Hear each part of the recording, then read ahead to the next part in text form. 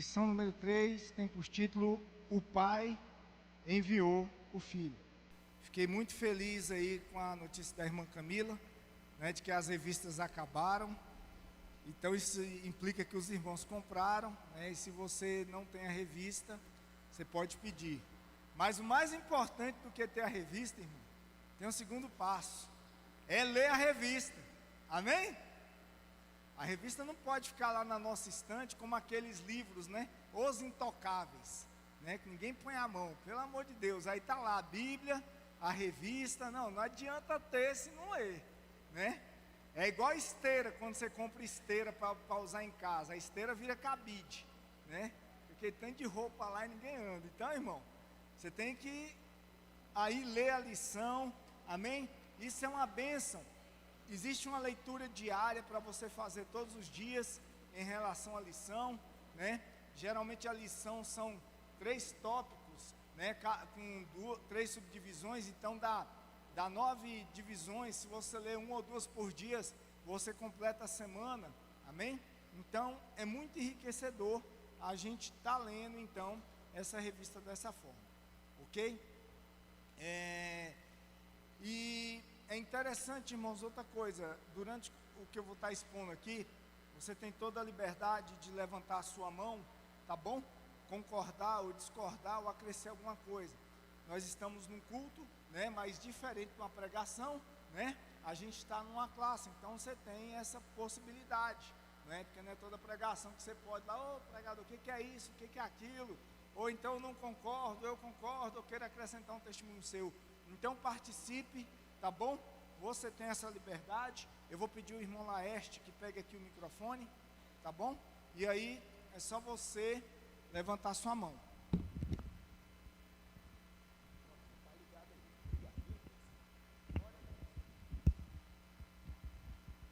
Vamos lá, irmão, vamos dar início então à nossa lição número 3. Quem está com a revista do aluno aí, página 13, ok?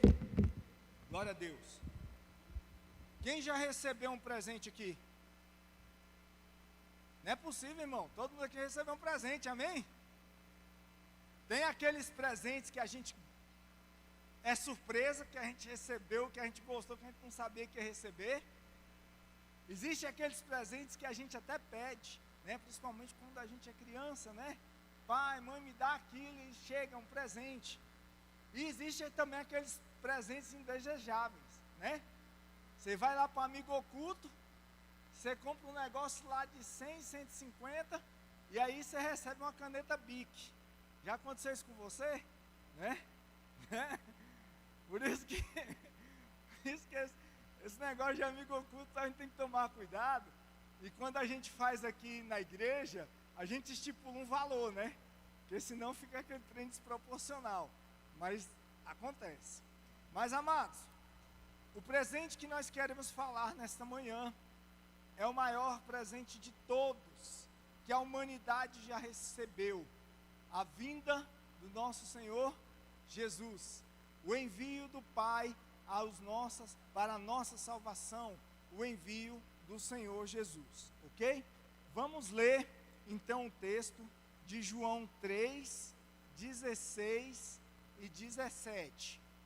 João 3, 16 e 17. É um texto bastante conhecido. Vamos aproveitar que vai estar aqui no telão. João 3, 16 e 17. Vamos ler isso todos juntos? Amém? Que esse texto é o texto áureo da palavra de Deus. Amém? Todos juntos. Porque Deus amou o mundo de tal maneira que deu seu Filho unigênito, para que todo aquele que nele crê não pereça, mas tenha a vida eterna. 17. Porque Deus enviou seu Filho ao mundo, não para que julgasse o mundo, mas para que o mundo fosse salvo por ele. Próximo texto, 1 João, capítulo 4, versículos 9 e 10. 1 João 4, 9 e 10. Irmãos, tudo que eu estou falando está aí na revista, tá? Quando eu dou aula aqui, eu gosto de seguir a revista, porque você comprou a revista, eu tenho que ler a revista, né? Então vamos lá. Nisto se manifestou o amor de Deus em nós, em que haver Deus enviado seu Filho unigênito ao mundo para vivermos por meio dele. Nisto consiste o amor. Olha que coisa impressionante isso, irmãos. Não que nós tenhamos amado a Deus, mas em que ele nos amou e enviou o seu Filho como propiciação pelos nossos pecados. Então Deus nos amou primeiro. E o último texto, Gálatas, capítulo 4, versículos de 5 a 6. Gálatas 4, versículos de 5 a 6. Glória a Deus. Então, olha o que está escrito: para resgatar os que estavam sobre a lei, a fim de que recebêssemos a adoção de filhos. Vamos falar desse versículo mais à frente, 6. E porque vós sois filhos, enviou Deus ao nosso coração o Espírito do seu Filho, que clama, Abba, Pai. 7. De sorte que já não és escravos, porém filhos, e sendo filho, também herdeiro de Deus, ou herdeiro por Deus. Glória a Jesus. Então, amados, nesse primeiro tópico da lição, nós vamos falar sobre isso, que o Pai enviou o Filho. Deixa eu ver como é que funciona isso aqui. Eita, Jesus.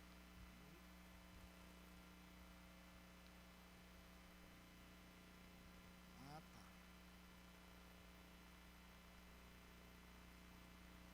Glória a Deus. Glória a Deus.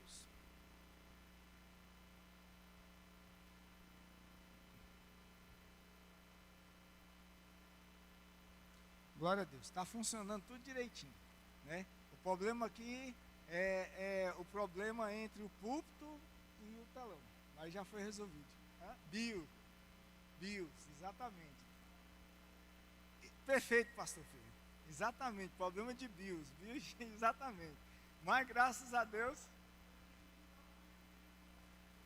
é verdade, de vez em quando a gente passa por isso, né? Mas glória a Deus, tudo resolvido. Então, irmãos, no plano eterno da redenção, o Pai é quem envia o Filho para salvar o mundo. Presta atenção, estamos falando desde o início desse trimestre sobre a questão da Trindade, onde nós temos o Pai, onde nós temos o Filho e onde nós temos o Espírito Santo. Não há diferença entre eles, são todos de uma mesma substância, todos de um mesmo corpo, só que eles têm funções diferentes, porque eles se atribuíram a isso. Então, durante toda a história da salvação, nós vamos ver o nosso Deus dessa forma, ok?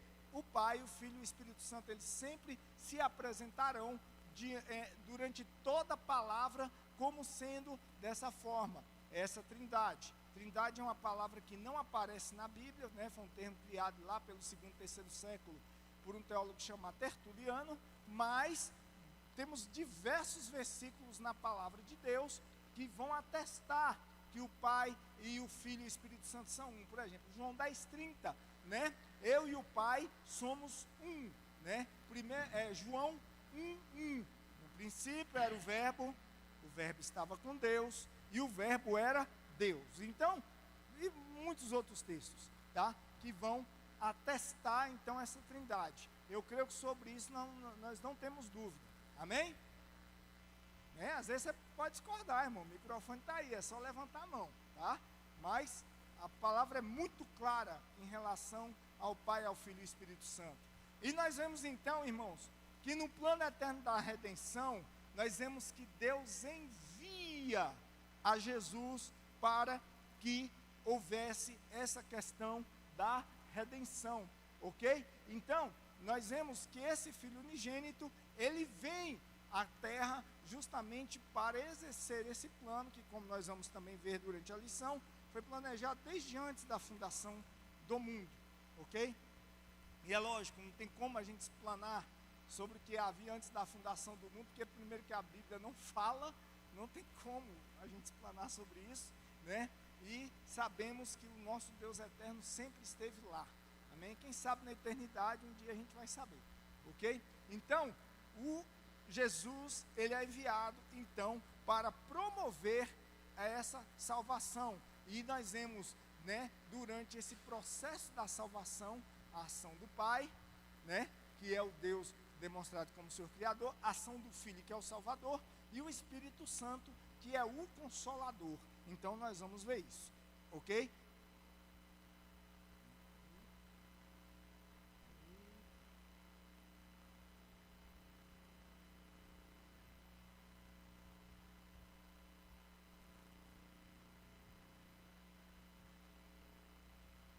Então, o envio do Filho e o amor do Pai, tá?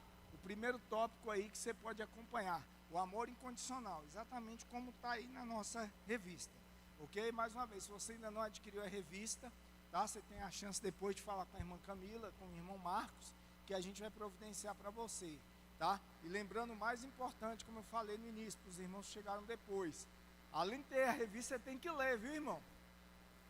Tá? A coisa não é por osmose, não. Você não vai pegar a revista, esfregar na sua cabeça e a lição vai entrar. Não existe isso. Você tem que ler, irmão.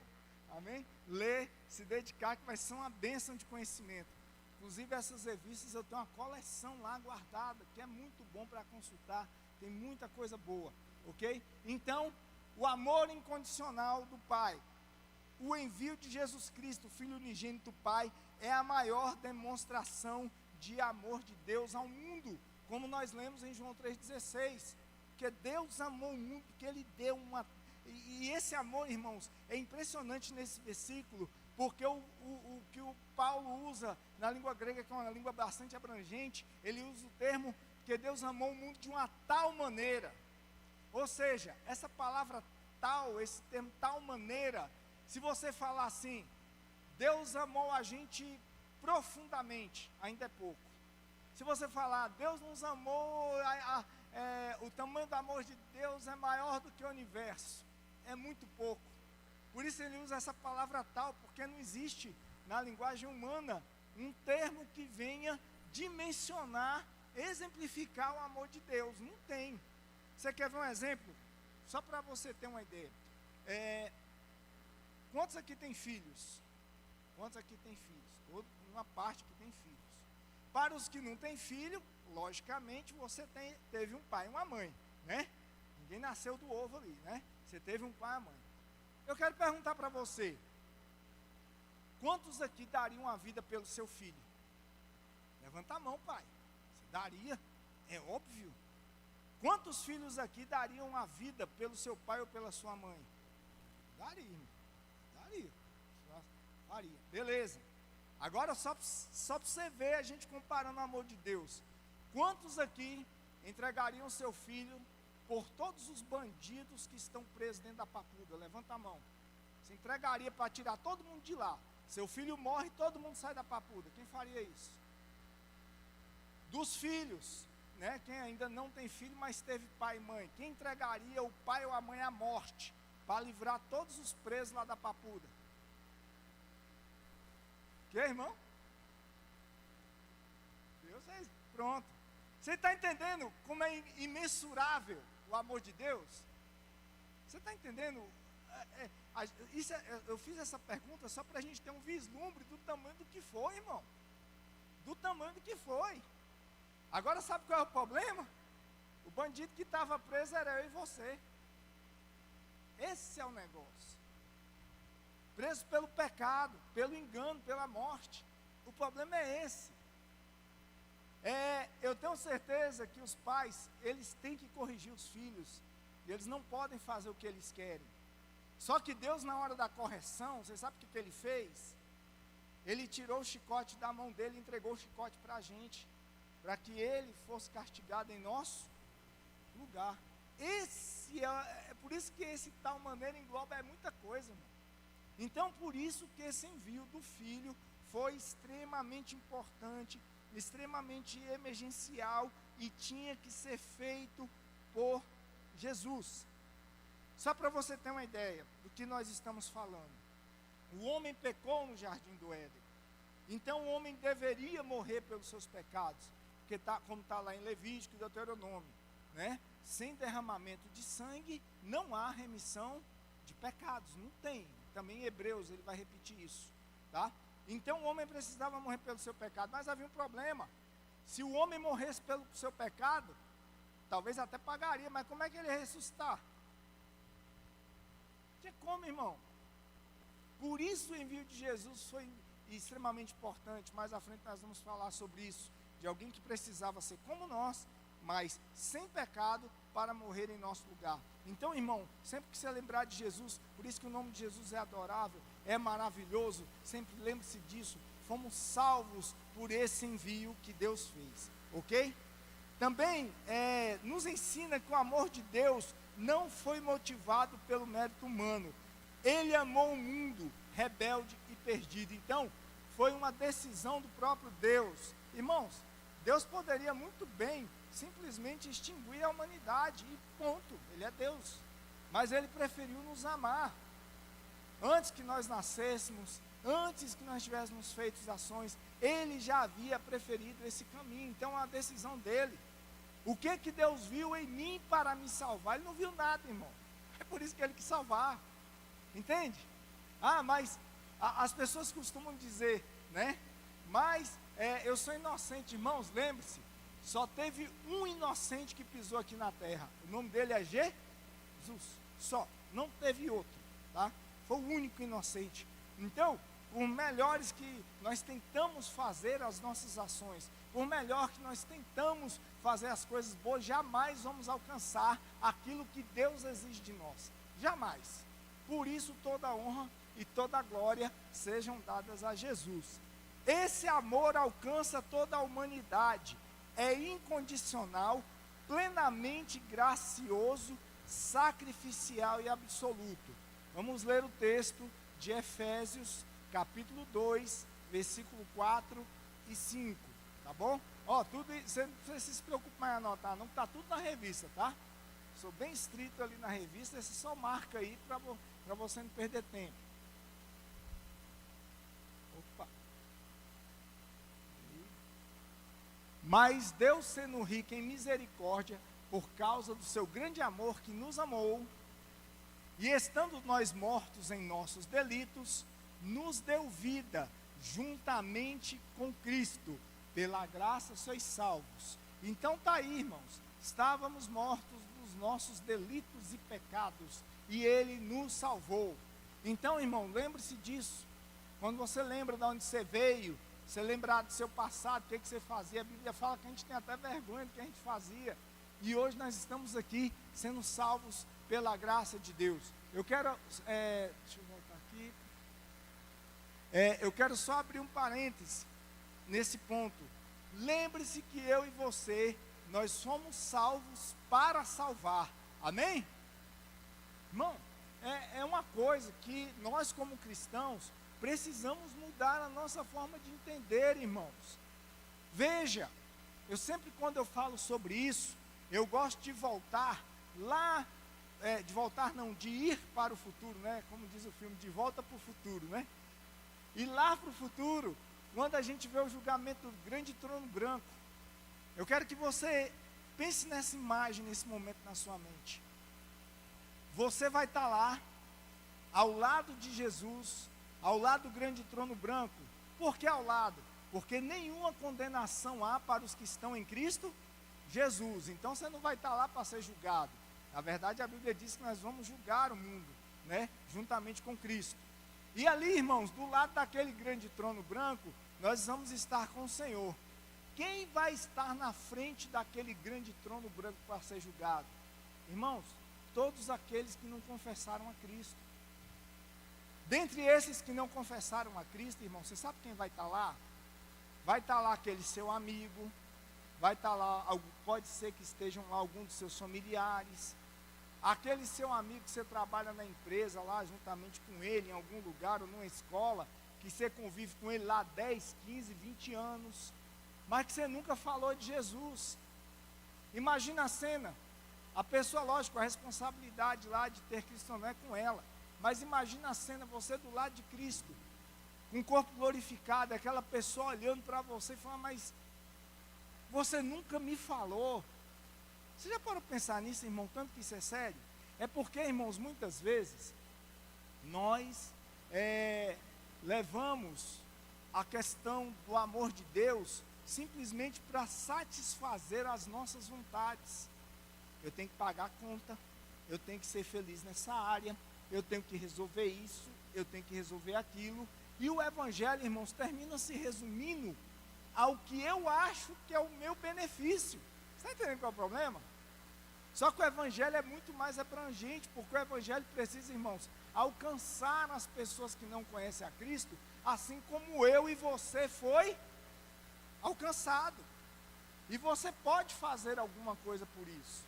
Deixa eu dar um exemplo aqui, é que hoje de manhã aqui, eu não vi a família dele chegando aqui à escola dominical. Mas aqui, na igreja, nós temos um pequeno missionário. Depois eu vou apresentar ele aqui. O nome dele é Ravi, filho do irmão Lucas, né? E filho da irmã Jéssica. Ele deve ter 2 anos, 3 anos. Eu não sei a idade do Ravi. Mas já é um pequeno missionário.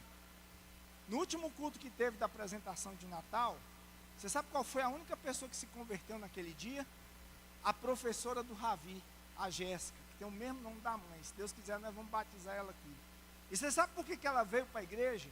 Porque o Ravi, de 3 anos, falou: professora, vai lá assistir a minha apresentação de Natal. E chamou e insistiu com ela.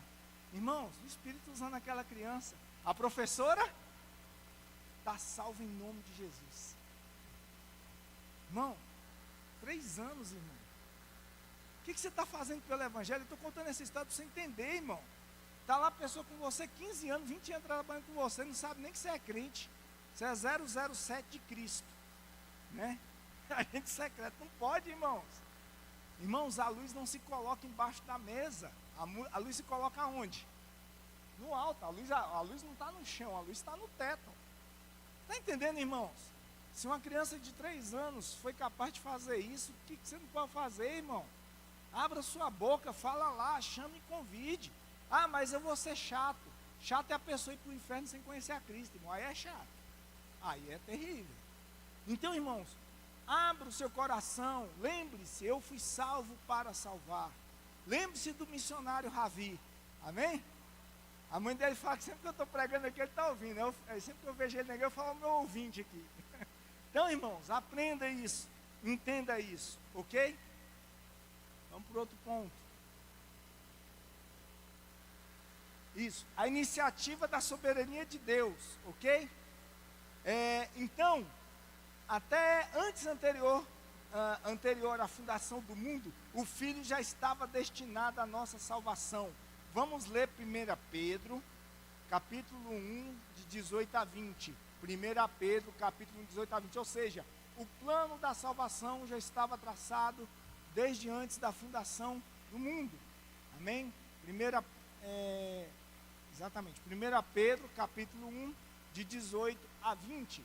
Sabendo que não foi mediante coisas corruptíveis, como prata ou ouro, que fostes resgatados do vosso fútil procedimento que vossos pais vos legaram, mas pelo precioso sangue, como de cordeiro sem defeito, sem mácula, o sangue de Jesus, conhecido com efeito antes da fundação do mundo, porém manifesto no fim dos tempos, por amor de vós. Amém?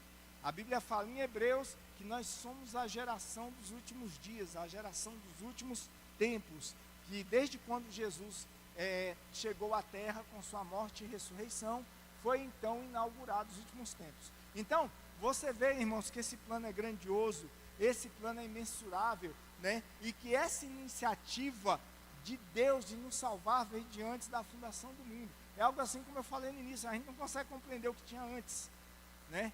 Quantas e quantas coisas nós vemos e não conseguimos compreender, quanto mais antes da criação, porque a Bíblia não fala muito sobre isso, mas ela revela esse plano do Senhor, e por isso nós já somos gratos por tudo que Ele fez, e o eterno desse plano é a salvação. E aí vem 1 João 4:10, que nós vemos do início: não que nós tenhamos amado a Deus, mas que Ele nos amou e enviou o seu Filho para a propiciação dos nossos pecados. Irmãos, eu queria que colocasse aí o texto, Aline, de Romanos, capítulo 3, o Tiago está ali. Romanos, capítulo 3, a partir do verso 10. Nós vamos ler do verso 10 ao verso 18. Para você entender, irmãos, nesse texto de Romanos, por que a necessidade do Salvador? Porque, irmãos, entenda, se há um Salvador, é porque tem alguém perdido, é porque tem alguém necessitando de salvação.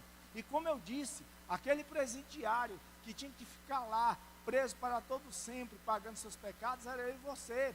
E nesse texto de Romanos capítulo 3, nós temos uma dimensão da palavra de Deus, de como é o ser humano. Olha só, como está escrito, não há um justo, nem um justo sequer. Quantos justos tem, irmão?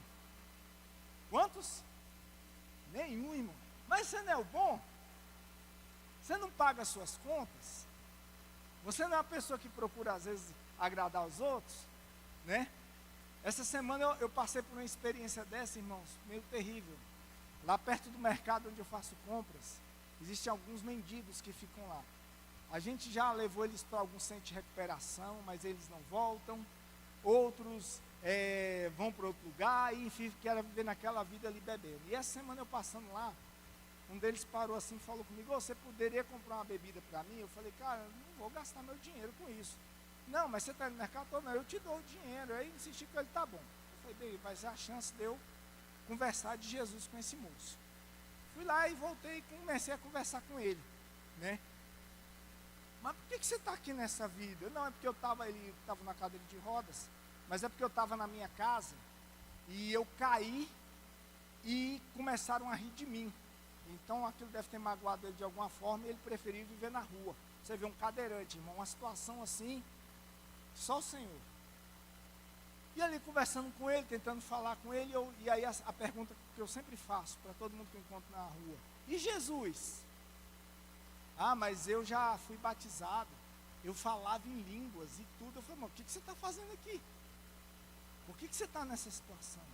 Um ser humano, irmão, porque não perdoou, a mágoa entrou, caiu da graça, como está escrito, entendeu? E prefere aquilo. Eu falei: cara, mas essa bebida vai te consumir. Mas eu amo isso aqui, eu gosto disso aqui. Irmão, isso é o ser humano, irmão. Isso é o ser humano. Irmãos, a nossa sociedade, ela está melhorando ou piorando? Piorando, irmão.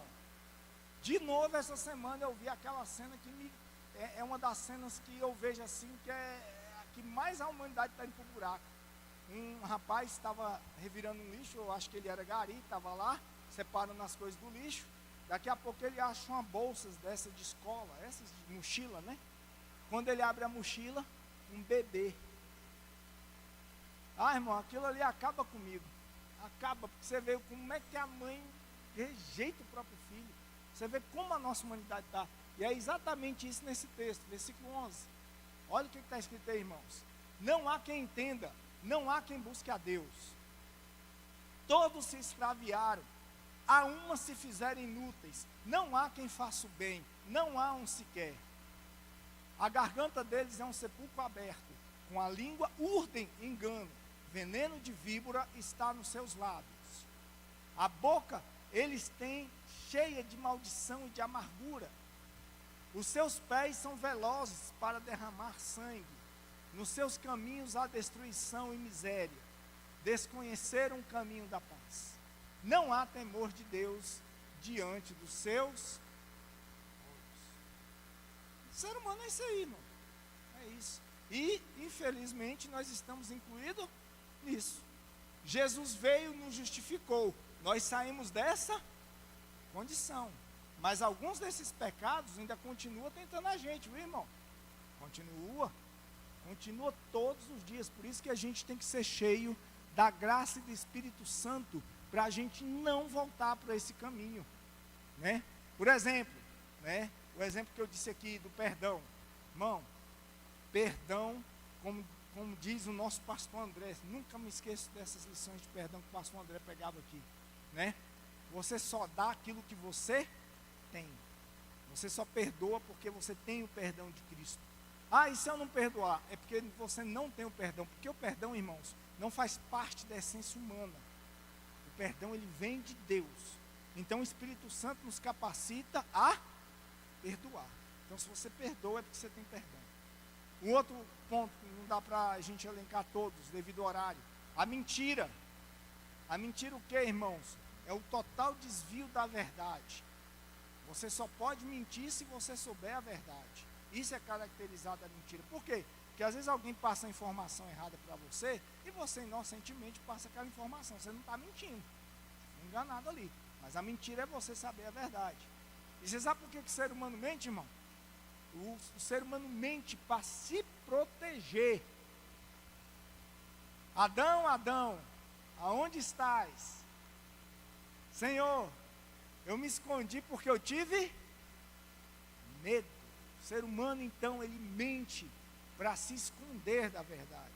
E a Bíblia, irmãos, quer que a gente se exponha à verdade. Então se exponha, não minta por nada, irmão. Amém? Não minta. Salmo capítulo 15, depois você analisa lá, que vai falar das pessoas que vão morar no céu. E um dos pontos é, aquele que mesmo que jure com dano seu, não muda. Falou, irmão, cumpra aquilo que você disse. Amém? Cumpra, cumpra. Ah, mas se eu cumprir o que eu falei, eu vou ser prejudicado. Irmãos, como está escrito, é melhor sofrer fazendo bem do que ser achado como alguém que está enganando. Provérbios, é melhor ser pobre do que ser mentiroso. Está escrito, irmão. E a gente tem visto na nossa nação tanto de gente que tem mentido para enriquecer, né? Você tem visto nos jornais, está aí, ó. Não vou nem entrar nessa questão política. Então, irmãos, não ame a mentira. O diabo é o pai da mentira. Então, logicamente, quem mente é filho do diabo. Inclusive, uma das palavras que determina a questão da mentira é diaboloi, né? Alguém que lança faíscas e mentiras de si mesmo. E depois, ainda está escrito provérbio, depois fala, foi brincadeira. Não, irmãos, nós temos que identificar a nossa vida com o Senhor Jesus. Amém? Tudo certo até aí? Está tudo conforme a palavra? Ou para o irmão Edson? Pode falar, irmão. A gente lê a Bíblia, né? E eu já estou um pouquinho à frente, porque o tempo deu, assim, foi... Fala aí no microfone, irmão. Eu falei assim, acompanhando aquela lição que o senhor estava, e aproveitando aqui a lição que o senhor está dando aqui hoje, sobre a leitura da Bíblia, né? Estava falando aqui, o senhor falou que a Bíblia está falando que em Romanos 3, 23, 26, porque todos os pecados e destituídos estão da glória de Deus, sendo justificados gratuitamente pela sua graça, pela redenção que há em Cristo. Aí eu estava vendo aqui, muitos de nós que estamos aqui buscando ao Senhor, agimos aqui como julgadores, né? Como se nós fôssemos merecedores da graça do Senhor. E às vezes você vê uma pessoa que está ali moribunda e de repente ela se rende ao Senhor, e a gente só lembra do passado dela, mas a gente já não crê que ela pode se redimir, né? Porque às vezes a gente passa a vida toda na igreja e não nos convertemos. Mas a pessoa que passa a vida toda no pecado e se encontra com Deus, aquela verdadeiramente ela se encontrou com Deus, né? Eu estava aqui o livro de Lucas, vai começar do capítulo 15, fala sobre a parábola do filho pródigo, onde o irmão que permaneceu com o pai se achava mais digno do que aquele que foi embora e gastou toda a herança, voltou, comeu bola todos os porcos, mas Deus ali, com os braços abertos, recebeu com honra, calçou sandálias, o anel e tal, aquela parábola toda lá, que senão vai tomar muito tempo. Então Deus tem alegria, né, quando o filho perdido ele volta.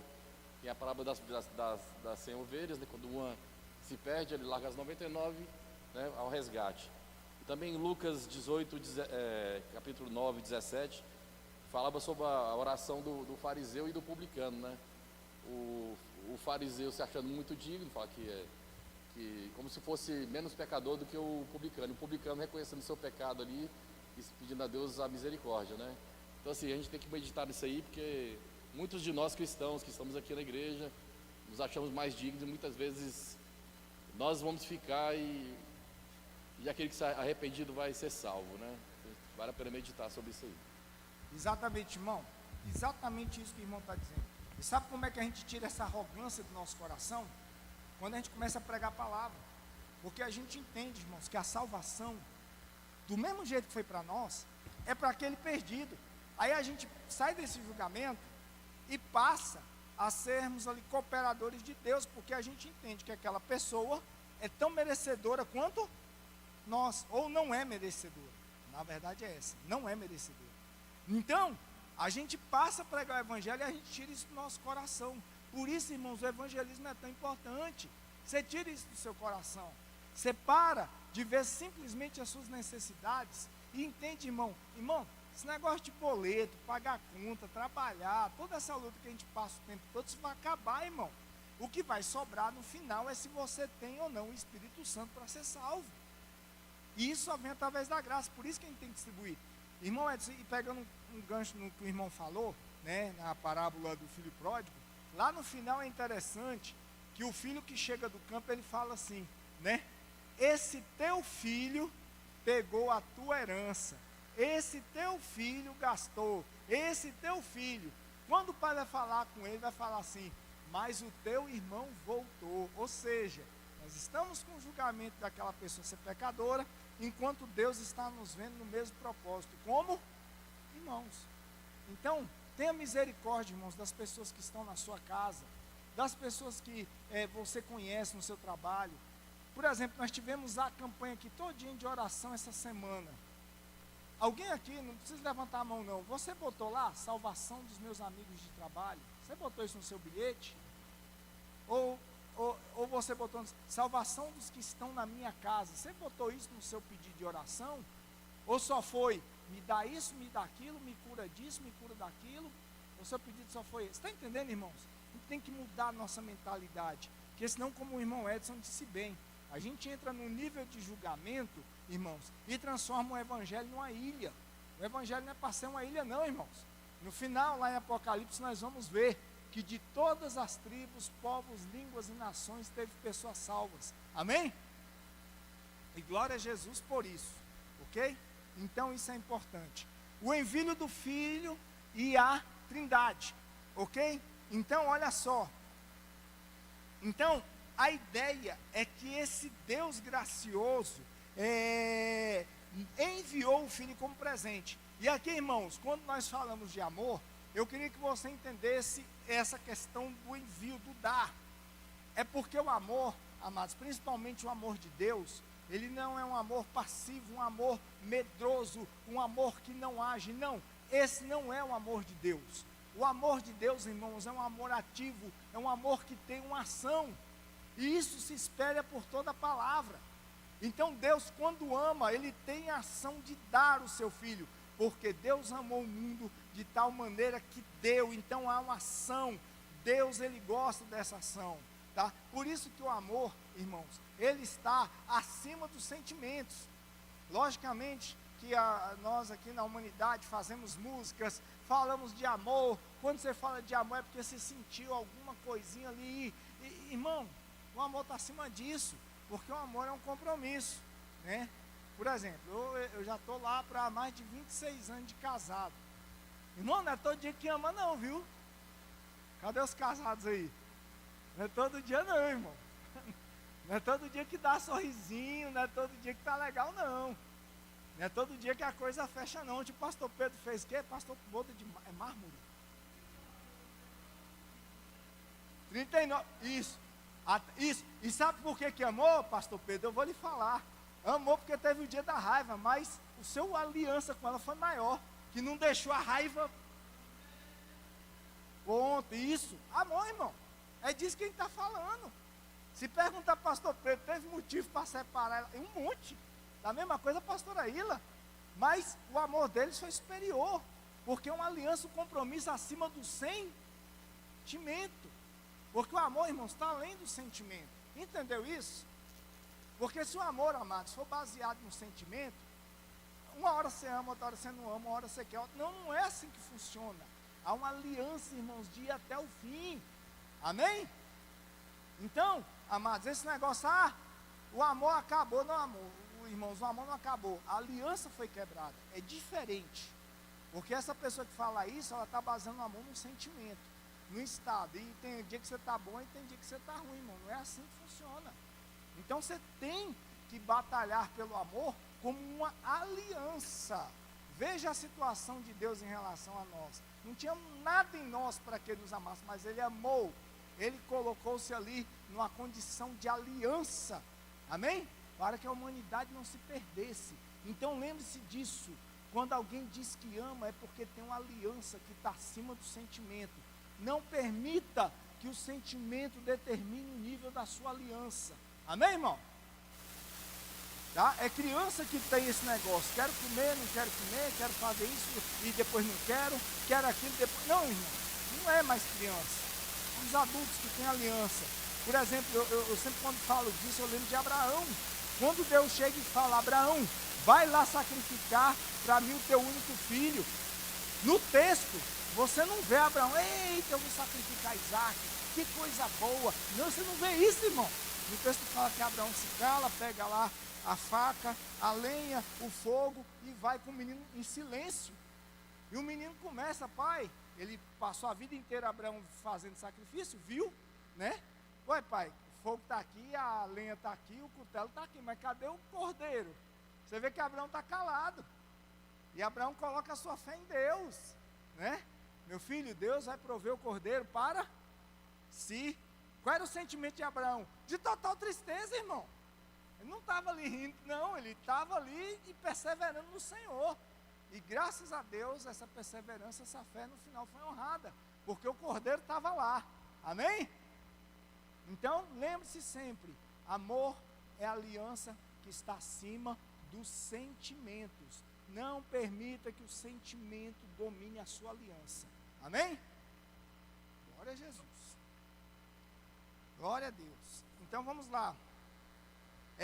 Então, amados, a Trindade, ela trabalha em toda essa questão. Você vê, o Pai envia o Filho, ele é quem é o agente da salvação, e aí o Espírito Santo vem habitar em nós. Então, é a Trindade inteira trabalhando sobre essa questão da salvação. O Filho é enviado, então, para fazer, né, realizar a redenção. Vamos ler João 6, 38 a 40. João 6, 38 a 40. Glória a Jesus. Só Jesus, amados, para realmente nos salvar e nos dar esse amor. Porque eu desci do céu, não para fazer a minha própria vontade. Aí, irmãos, esse texto, né, no parênteses, nos leva a gente lá para o Getsemane. Jesus suando sangue e orando, e ele fala o quê? Pai, passa de mim esse cálice, mas não seja feito conforme a minha vontade, mas conforme a tua. Olha aí a aliança acima do sentimento. O sentimento, irmão, ele estava suando sangue. Não era para ir, mas ele voluntariamente se entregou. Está entendendo? Aí a aliança. E sim a vontade daquele que me enviou. 39. E a vontade de quem me enviou é esta: que nenhum eu perca de todos os que me deu. Pelo contrário, eu ressuscitarei no último dia. De fato, a vontade do meu Pai é que todo homem que vir o Filho e nele crer tenha a vida eterna, e eu o ressuscitarei no último dia. Amém? Então essa dinâmica revela a harmonia e a unidade da Trindade. Uma vontade única, um único propósito, o envio e, portanto, uma expressão de amor do Deus Trino, que resplandece em toda a história da salvação. Tá bom? Então, irmãos, a Trindade, Pai, Filho e Espírito Santo, unidos ali pela nossa salvação, pela salvação de toda a humanidade. Então, nós vemos isso em todo o plano. Ok? Vamos ver agora o Filho e a plenitude do tempo.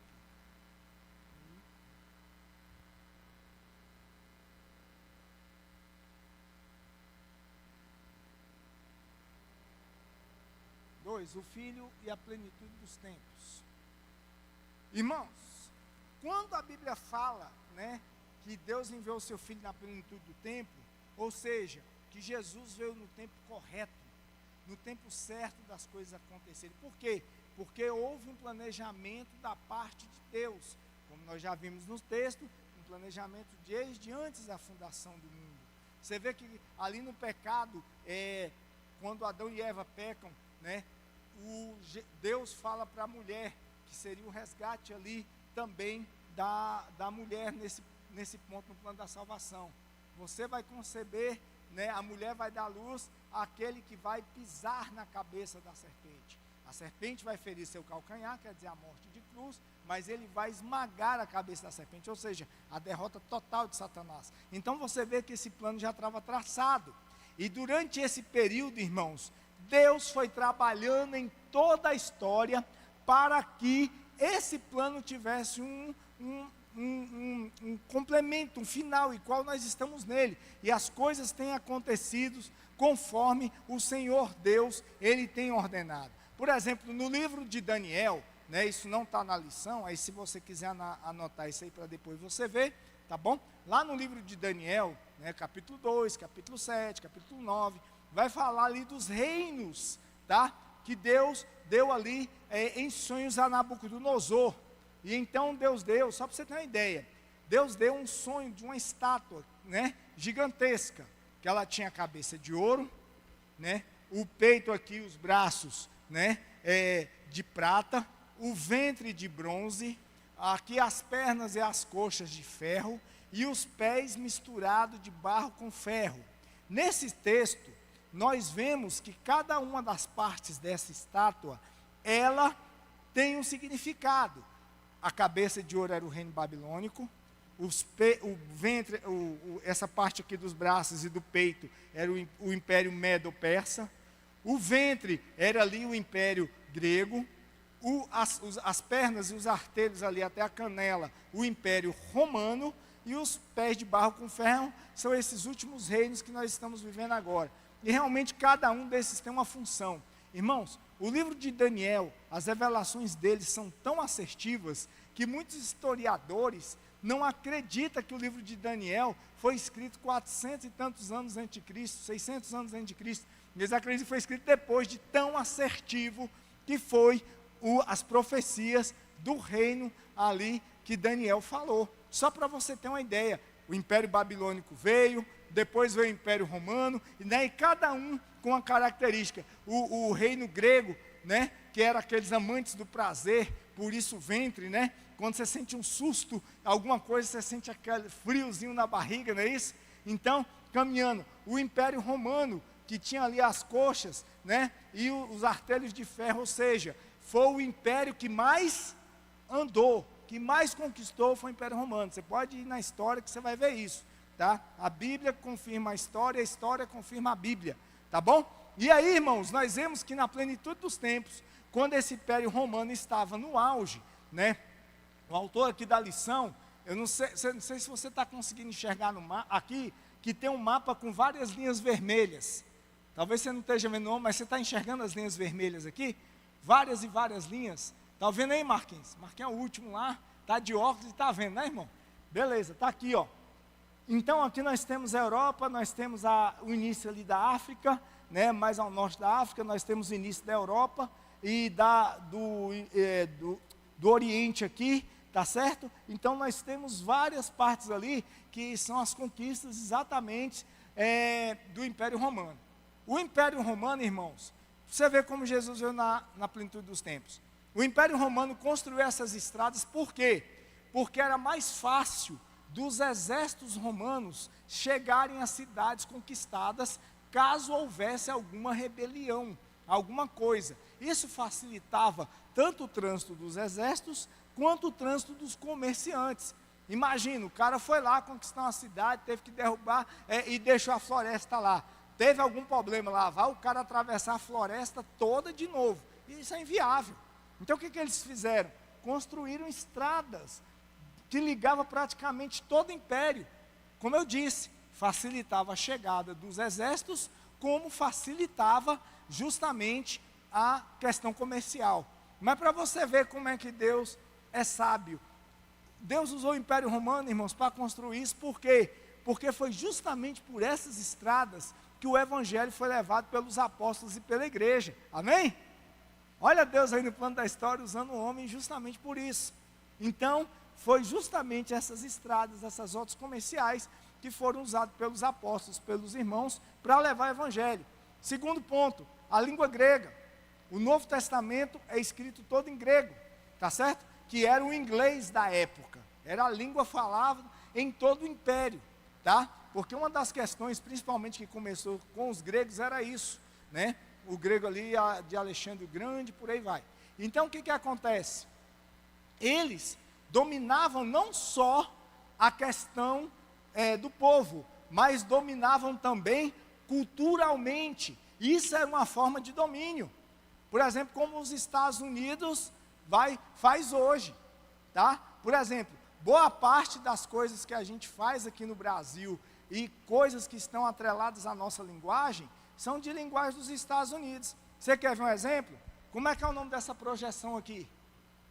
Slide. Essa palavra é portuguesa? Não, não é. Está vendo? Estados Unidos. Né? E tantas coisas que a gente tem no nosso dia a dia, que a gente não usa tanto a linguagem do português, mas usa-se muito mais o inglês, principalmente a gente que está envolvido aí com internet, com esse tanto de coisa. Boa parte da linguagem realmente é tudo em inglês, tá? Então, isso para você entender como era o grego na época, uma língua que era usada por todo o império para comércio, para tudo. Então, irmãos, o evangelho foi exatamente também pregado nessa língua, tá certo? Falado nessa língua, por isso que o Novo Testamento, o evangelho é todo escrito em grego, tá certo? Então você vê como é que Deus preparou aquele império para a difusão do evangelho, justamente para que a palavra chegasse às pessoas. Isso foi tão certo, irmãos, que do Império Romano inteiro só sobrou o quê? A igreja, né? Tanto é que tem lá em Roma a igreja que está lá, né? Infelizmente, a igreja católica, né, se desviou bastante aí da questão da Bíblia da verdade, mas está lá em Roma, tá certo? Tá certo isso, irmãos? Entenderam? Então, para você ver como Deus preparou todo esse cenário para que o evangelho fosse pregado, ok? Então, vamos ler aí, Lucas 2, 25. Lucas 2, 25, tá? Que é a história de Simeão e Ana. A história de Simeão e Ana. Lucas 2, 25. Quantos irmãos colocam ali? Essa história mostra um homem que era Simeão, que era um homem já de idade, e que Deus havia prometido para ele que ele não morreria sem ver a salvação, sem conhecer a Jesus. E é interessante nessa história, eu vou ler só esse primeiro versículo para a gente ganhar tempo. Havia em Jerusalém um homem chamado Simeão, homem este justo e piedoso, que esperava a consolação de Israel, e o Espírito Santo estava sobre ele. Pode pôr o versículo 26.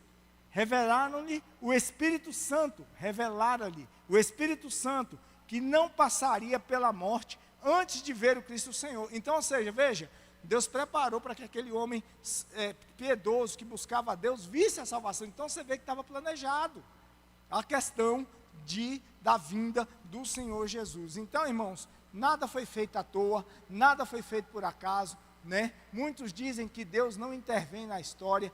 Deus intervém sim, Ele faz da forma dEle, Ele planeja, Ele age e Ele executa conforme a sua vontade. Amém? Vamos ver o próximo aqui. Opa, até voltando aqui,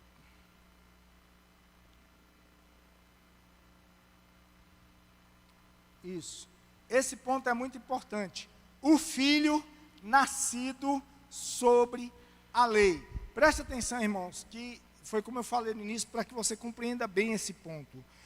Vamos ler Gálatas, capítulo 4, versículo 4, que a necessidade de Jesus nascer sob a lei, ok? Vindo, porém, a plenitude dos tempos, que a gente já entendeu da preparação do plano, né? Que Deus enviou o seu filho nascido de mulher, nascido sob a lei. Deixa esse versículo aqui, Tiago. Olha só, nascido de mulher. Primeiro ponto, como eu falei no início, quem pecou foi o ser humano. Então, quem tinha que pagar sobre a questão do pecado era quem? O próprio ser humano. Deus poderia lá do céu falar assim, olha, todo pecado está pago, acabou. Ele poderia, só que moralmente não seria correto. Porque não foi Deus quem pecou foi o homem. Deus ia ser contra a sua própria palavra se ele fizesse isso. Como fazer para o homem pecador morrer se ele não seria aceito e ele não ressuscitaria? Não tinha como, irmão. Então, Deus providenciou essa forma, enviar o seu filho Jesus para morrer pelos nossos pecados, para que o sacrifício fosse aceito. Por isso que Jesus tem essa identificação comigo e com você. Amém? Por isso que ele tem essa identificação de ser esse homem. A Bíblia fala que em tudo ele foi tentado, mas ele não pecou, demonstrando a humanidade de Cristo. Em toda a Bíblia nós temos vários textos que falam sobre isso. Jesus estava deitado no barco e dormia.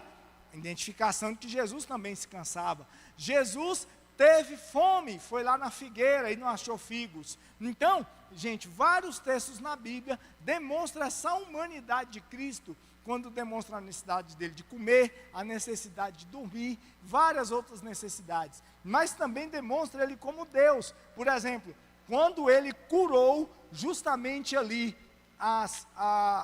aquele paralítico, ele soube dos pensamentos dos fariseus, o que eles estavam em seu coração. E Jesus fala para aquele paralítico: perdoados estão os teus pecados. Aí os fariseus dizem: mas quem pode perdoar pecados senão Deus? E ele fala: para que vocês saibais que o Filho do Homem tem poder na terra, tanto para perdoar pecados, que eu digo a esse homem: levanta do teu leito e anda, né? Então eles viram ali, uma demonstração de Jesus como homem e Jesus como Deus, coisa que a gente não tem dúvida. Por isso que ele tinha que nascer de mulher. E outro ponto, né?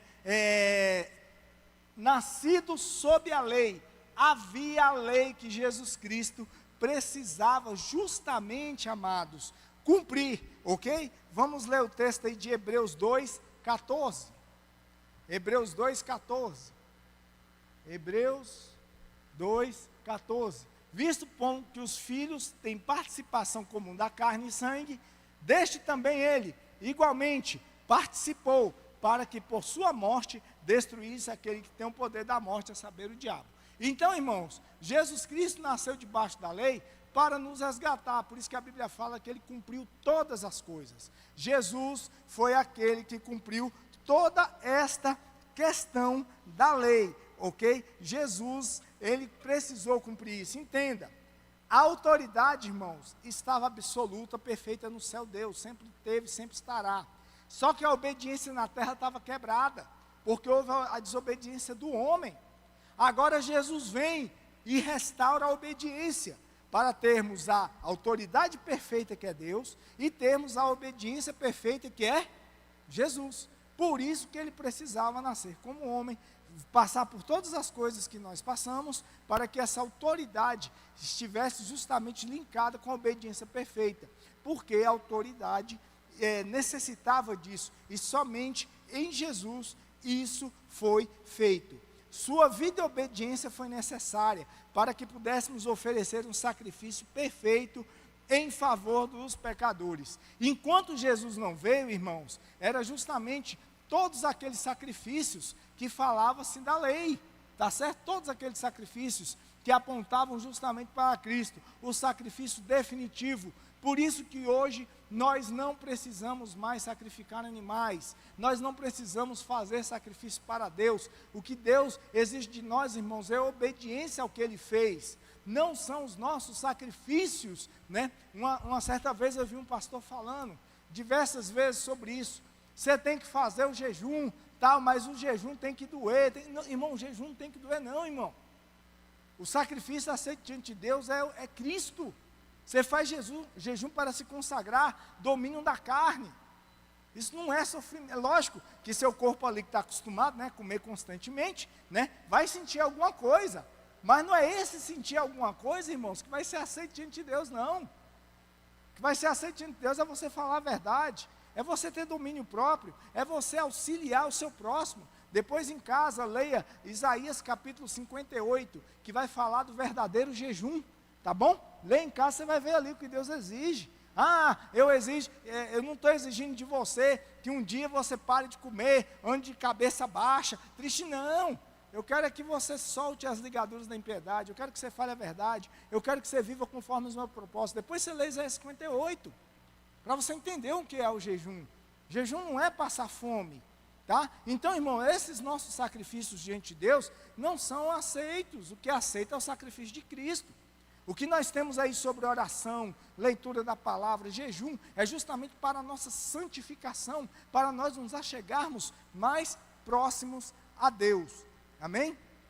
Então, esse é o ponto, ok? E aí, no último ponto dessa parte, já estamos caminhando para o fim. Tá? A adoção como filhos. A obra do Filho não apenas trouxe perdão, mas também nos concedeu a posição de filhos adotivos. Cristo é o único Filho de Deus por natureza, e os crentes se tornaram filhos por adoção. Amém? Então, o Senhor Deus, amado, nos tornou filhos. Veja, saímos da condição de pecadores, de inimigos de Deus, para nos tornarmos na condição de sermos chamados filhos de Deus. Essa é a condição que nós encontramos hoje, porque nós temos essa identificação com o Senhor Jesus, porque conhecemos a sua palavra e somos hoje justificados por Cristo. Então lembre-se disso, há essa identificação com Cristo. E aí, amados, na revista vai dizer que nós atingimos uma posição tal com Deus, que nós podemos falar, essa palavra aqui, a gente já ouviu várias vezes em pregações, né? Podemos falar com Deus, Abba Pai. O que significa essa palavra? É chamar Deus de paizinho, de papai. Expressão usada pelas crianças para se referir ao seu pai, ou à sua mãe. Então, aquela posição de intimidade, de uma pessoa que realmente ama, de uma pessoa que realmente quer a presença e a proteção do pai. Quando uma criança fala isso, irmãos, é porque ela necessita de proteção, e é exatamente dessa forma que nós estamos em relação a Deus. Amém? Desse Deus que cuida. Irmãos, como eu já preguei outras vezes aqui, nós não estamos nessa posição com o Senhor, irmãos, como se Deus fosse um garçom. Deus, eu quero isso, eu quero aquilo outro, faz assim comigo. Não, esse não é o nosso nível de relacionamento com Deus. O nosso relacionamento com Deus é de filhos. Irmãos, quem tem em casa aí, que tem seus filhos, sabe. Seu filho não fica toda hora pedindo para comer, não, porque ele sabe que na hora do almoço a comida vai estar lá, na hora da janta a comida vai estar lá, né? Ontem, por exemplo, meu filho estava lá num evangelismo lá com a igreja, e a cama dele estava quebrada. E eu passei a tarde ontem fazendo o que, irmão? Parafusando cama, né? Quando meu filho em momento nenhum falou comigo. Foi eu e a mãe dele lá, parafuso de um lado, vai parafuso para o outro, e sobra parafuso e desmonta de novo, e monta, e aquela luta, aquela batalha espiritual. Aí eu vim aqui para a oração à noite. Quando eu cheguei ainda fui acabar, fui dormir a mais de 11 horas. Mas quando meu filho chegou, a cama estava pronta. Por que eu fiz isso, irmão? Porque eu sou pai. Está entendendo? Então, irmãos, entenda. Depois você pega lá o final, não dá mais tempo, do final da oração do Pai Nosso, vai falar, né, Pai Nosso, Mateus capítulo 6, né? Ali no final do Sermão da Montanha. Pai Nosso que está no céu, tal. Aí ele vai falar das necessidades. E depois Jesus, ele vem falar, olha, quem fica orando, pedindo o que beber, o que comer, quem fica reclamando por essas coisas, são quem, irmãos? São os ímpios. E muitas vezes, irmãos, a gente está na igreja fazendo oração de ímpio. Me dá isso, me dá aquilo, me dá aquilo, me dá aquilo, me dá. E esquece-se da relação de pai. Irmão, eu terminei uma faculdade, irmão, foi Deus que te deu a capacidade. Amém? Lá em Deuteronômio, quando Moisés vai entrar na terra prometida, Deus fala para ele, falar para o povo, olha, vocês estão entrando na terra, não porque vocês são melhores que os outros povos, não, mas porque eu, o Senhor, os amei, e eu que dou força para vocês, para adquirir o quê? Riqueza, o Senhor, irmão. Quando você acorda de manhã para trabalhar, quando você vai fazer um curso, amém? É do Senhor que provém todas essas coisas, irmão, não é pelo seu mérito, não. Ontem mesmo, também, quando eu estava vindo para a igreja, eu estava conversando com um rapaz do Uber, e ele falando, rapaz, tem dia que eu falo, puxa, eu preciso de uma corrida longa, ele falou isso para mim ontem, para eu pagar um boleto hoje, e a corrida vem.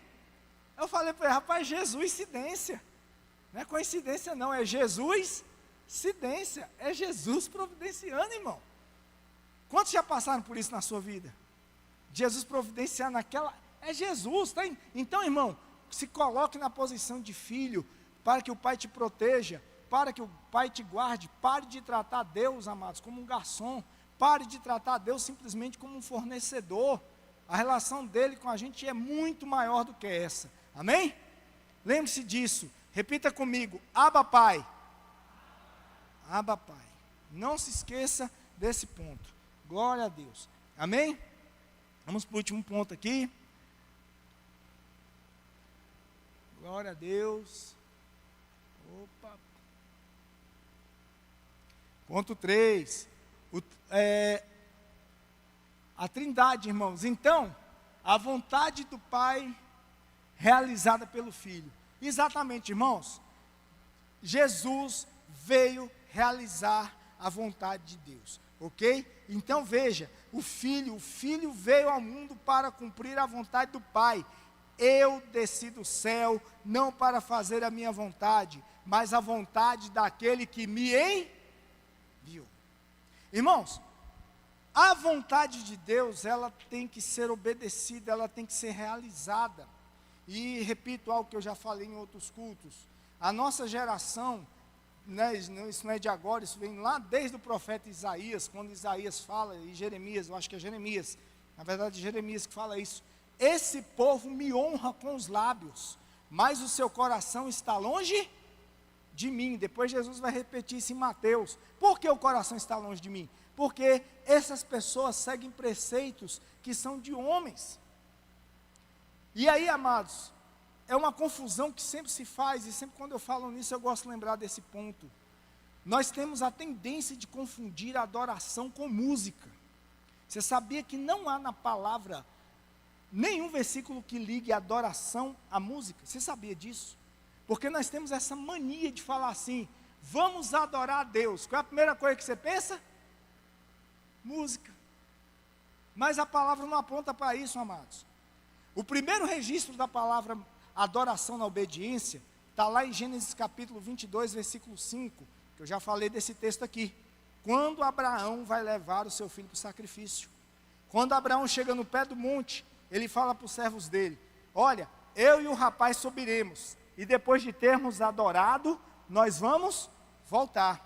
Você vê nesse texto Abraão cantando alguma música, irmão? Não, nós vemos Abraão obedecendo.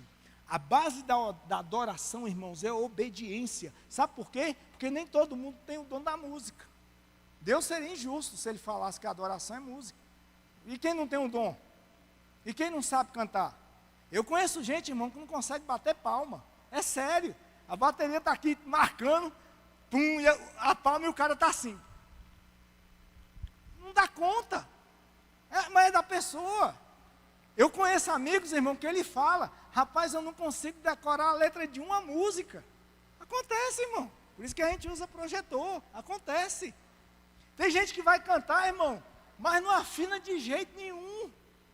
Às vezes a gente aqui que está no ensaio da música, depois aqui, o dia que os irmãos quiserem ficar para assistir um ensaio nosso aqui, está convidado. É bom que vocês oram por a gente, você vai ver. O Josué dando umas broncas na gente aqui, né, irmãos? Afina, afina. Irmão, é luta. Então a adoração não é baseada nisso não, irmão. A adoração bíblica é baseada na obediência. Jesus, quando foi tentado no deserto, ali Mateus 4 e outros textos, Satanás fala para Jesus, tudo te darei se prostrado me... Satanás queria que Jesus cantasse uma música para ele, irmão? Não, Satanás queria obediência. Então, irmãos, quer adorar a Deus? Quer ser um adorador profundo? Quer ser uma pessoa que se envolva completamente na adoração? Obedeça. Não tem problema você cantar. Não tem problema você tocar. Não tem problema.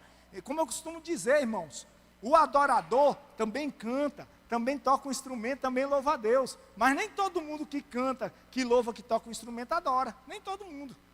Por quê? Porque a adoração é obediência. Quantas e quantas histórias. Nossa, se a gente fosse contar aqui, Marquinhos está ali, outros irmãos estão envolvidos com música há muito tempo. Quantas e quantas histórias a gente sabe de gente que cantou maravilhosamente, a igreja chorou, mas depois saiu do culto e foi para a prostituição. Hein, Marquinhos? Quantas histórias a gente tem disso? Misericórdia. Você entendendo, irmão? Então, eu botei esse ponto, não está na revista, até porque já estamos caminhando para o fim, mas entenda, o adorador, ele obedece. Qual é o maior culto de adoração da Bíblia? Ah, foi quando Davi saiu para levar a arca e saiu pulando. Não, irmão, esse não foi o maior culto de adoração da Bíblia. O maior culto de adoração da Bíblia, amados, foi a crucificação de Jesus. Obediência total. Amém? Este é meu filho amado em quem eu me comprar. Ali foi a adoração. Quer ser adorador, irmão? Obedeça. Mas como é que eu vou obedecer aquilo que eu não sei? Você está entendendo porque você tem que ler a Bíblia? Por isso você tem que conhecer a Bíblia. Que você vai obedecer a palavra de Deus. Mas como é que você vai obedecer se você não conhece? Aí depois que eu estou cantando, estou adorando. Não, irmão, você está desobedecendo.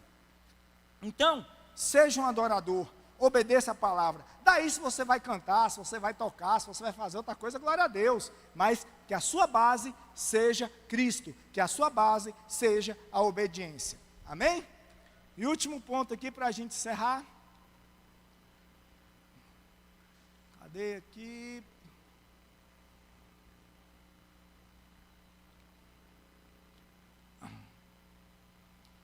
Opa. Isso. Então, amados, vemos então, durante todo esse texto, tá? Que o Espírito Santo age também em nós. Depois que nós somos salvos, amados, a palavra declara em Efésios 1,13. Tiago, coloca aí Efésios 1,13, ok? A gente, nesses últimos minutos, falar um pouquinho do Espírito Santo. Irmão, está todo mundo entendendo o que eu estou falando aqui? Amém? Vocês não estão igual a coruja não, né? Conhece a história da coruja lá, que o cara vendeu a coruja lá para o outro, lá como se fosse um papagaio? Não pode ensinar a coruja que ela vai falar. Aí, uns 4 meses depois, o cara volta. Rapaz, tem 4 meses que eu estou ensinando essa coruja a falar. Não, olha, fala, ela não falou não, mas prestam atenção, né? Às vezes você está desse jeito, está prestando atenção, mas não está entendendo nada. Não, irmão, fala, pergunte. Efésios 1,13, versículo 13.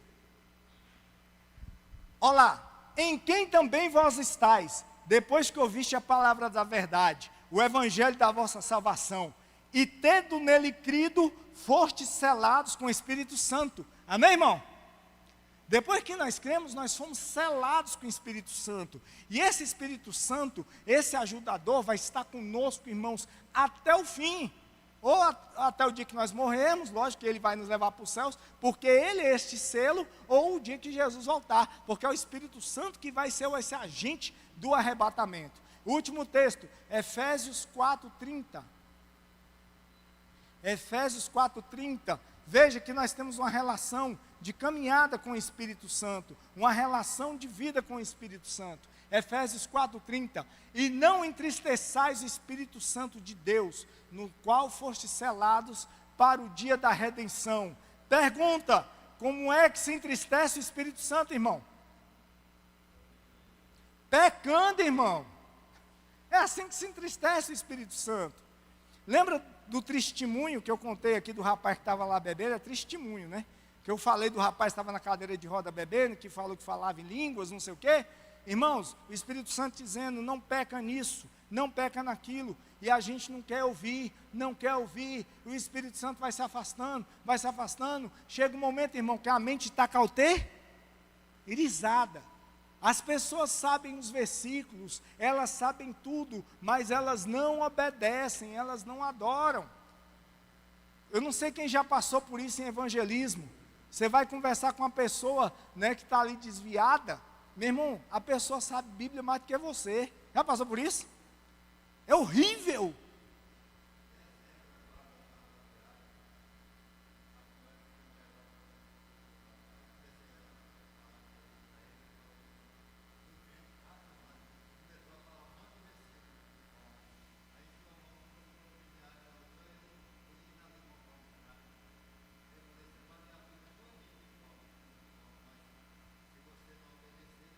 Não adianta. O irmão está falando que foi entregar um folheto na rodoviária para uma pessoa, e a pessoa que foi receber o folheto sabia a Bíblia toda, não é isso, irmão?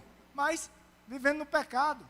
Então, irmãos, não permita que a sua mente se endureça. Não permita que o Espírito Santo pare de falar com você, irmão. Viva uma vida sem entristecer o Espírito, para que você ouça sempre a voz do Espírito Santo. Eu repito mais uma vez o que eu sempre falei aqui para os irmãos, que eu acho que todo mundo já passou por isso aqui. Mais uma vez eu repito, né? De você ir comprar uma coisa, fazer um negócio, alguma coisa, aí você faz, dá tudo errado. Aí a gente costuma dizer o seguinte: bem que tinha uma voz me falando para eu não fazer isso. Quem já passou por isso? Já passou por isso, irmão? Bem que tinha uma coisa me dizendo para eu não... Irmãos, não é uma coisa, é o Espírito. Ouça. Só que o problema, irmãos, que muitas vezes a nossa necessidade quer falar mais alto do que a provisão de Deus. Não era o momento da provisão, não era o momento da libertação. Tudo tem o seu tempo, irmãos. Mas a gente mete o pé pelas mãos, né? Davi, havia sido prometido o reino para Davi. Só que antes de Davi tomar posse no reino, ele teve 2 ou 3 chances de matar Saul. E um monte de gente falando, mata Saul, mata Saul. E ele poderia ter feito, irmão, mas ele perderia o reino. Porque a promessa do reino não viria por ele matar Saul. Viria porque Deus prometeu. E quantas vezes nós estamos fazendo isso? Ou então Satanás, quando levou Jesus para o alto do templo, o que ele falou? Lança-te daqui abaixo, né? Lança-te daqui abaixo, porque ele vai dar. Irmãos, quantos de nós, por promessas de reinos do mundo, tem pulado? Eita, eu quero um carro zero, eu tenho que comprar esse carro.